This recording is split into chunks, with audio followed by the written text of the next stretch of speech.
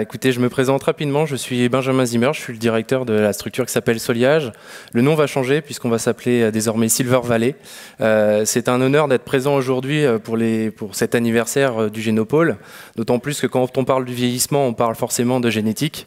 Le lien est tout trouvé et il est encore plus trouvé lorsqu'on parle d'innovation et de vieillissement. En tout cas, c'est une préoccupation majeure en termes de démographie.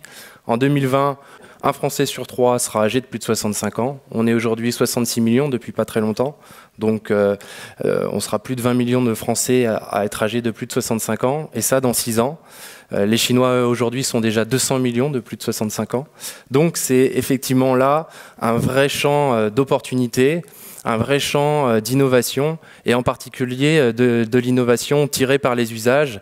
Évidemment, on utilisera les technologies développées dans le domaine du numérique, mais avant d'innover, il faut bien comprendre que l'innovation, ça ne fonctionne que s'il y a véritablement des usages et donc de potentiels marchés.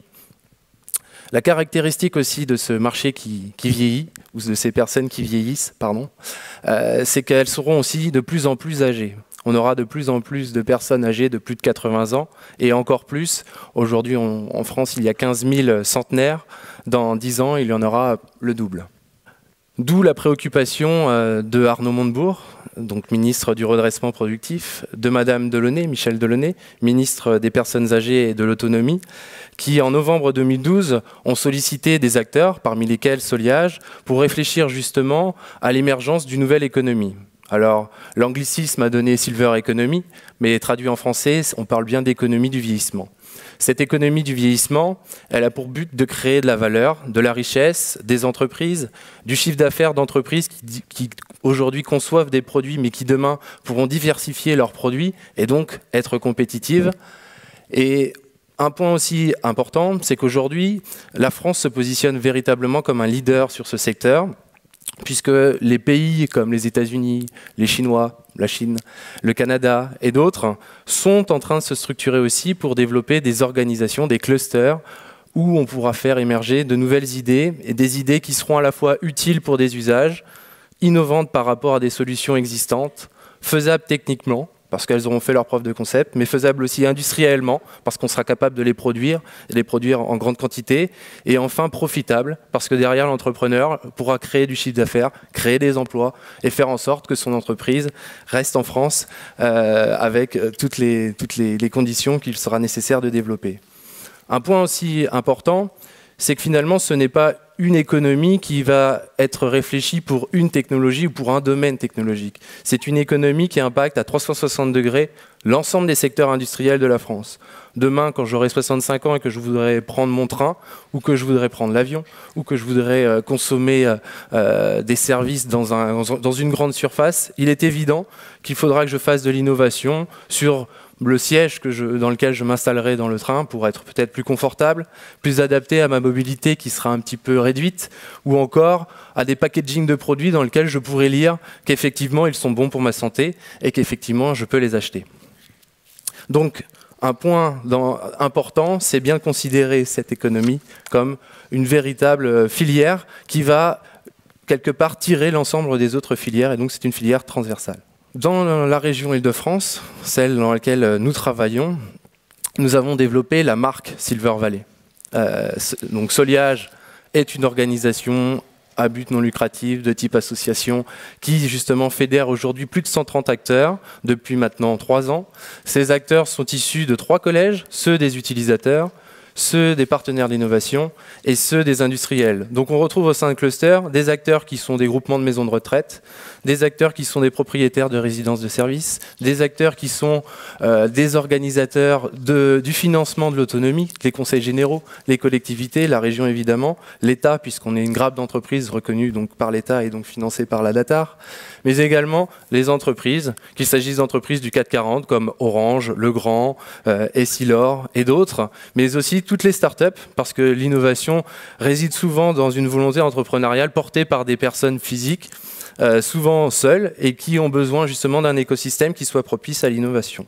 Donc ce que nous avons mis en place en région Île-de-France, et en particulier sur le territoire d'Ivry-sur-Seine, où on retrouve l'hôpital Charles-Foix, qui est un des hôpitaux les plus charismatiques, ou en tout cas les plus reconnus en termes de gériatrie en Europe, mais également une entreprise qui s'appelle Sanofi Aventis, et d'autres. En fait, on a sur ce territoire du foncier qui est attractif, des infrastructures de soutien de l'innovation, qu'elles soient publiques ou qu'elles soient privées, un accès simplifié à la recherche. On est avec l'Université Pierre et Marie Curie, l'INSERM, le CNRS et d'autres acteurs. Et donc enfin, tout ça coïncide pour rendre un territoire attractif et un écosystème propice à l'innovation. Un point aussi important, et on en parle aussi très rarement, c'est l'aspect, la proximité avec des investisseurs. Une marque avec effectivement ce nom Silver Valley a pour objectif aussi d'attirer des investisseurs, qu'ils soient des business angels ou des investisseurs en capital risque. Parce que sans eux, l'entrepreneur ne pourra pas créer justement, ou en tout cas transformer son idée en un prototype et son prototype en une solution industrialisée. Donc nous inaugurerons en juin 2014, donc très prochainement, une plateforme immobilière de 5000 m² dédiée à la Silver Economy en région Île-de-France. Cette plateforme immobilière pourra accueillir une pépinière d'entreprise, un hôtel d'entreprise, un showroom dans lequel on retrouvera des outils comme des imprimantes 3D ou des espaces pour faire du coworking ou des espaces pour faire des formations et évidemment une vitrine pour l'innovation de produits et de services. Alors on m'avait demandé de présenter quelques solutions innovantes dans ce secteur. Je ne suis pas venu les mains vides à l'occasion de cet anniversaire, puisque j'ai apporté une solution qui va faire plaisir à la personne qui est intervenue d'Alcatel, puisqu'il s'agit du tensiomètre Weezing. Alors comme ça, à proprement parler, on pourrait se demander pourquoi Weezing s'intéresse au marché des seniors. Mais très rapidement, donc c'est un tensiomètre que vous... Comme d'habitude, il est comme les autres, donc il a pour objectif de prendre votre tension. Sa spécificité, c'est qu'il est connecté à votre iPhone et qui peut, en tout moment, vous permettre d'avoir des informations sur votre tension.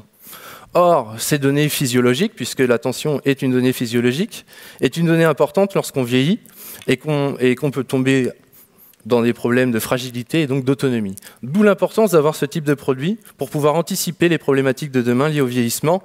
Et donc, l'objectif est véritablement de donner de la vie aux années plutôt que des années à la vie. Un autre produit, c'est un téléphone simplifié avec des grosses touches. Vous le connaissez peut-être, c'est la société d'Euro. Ils en ont vendu 5 millions de produits de cette gamme.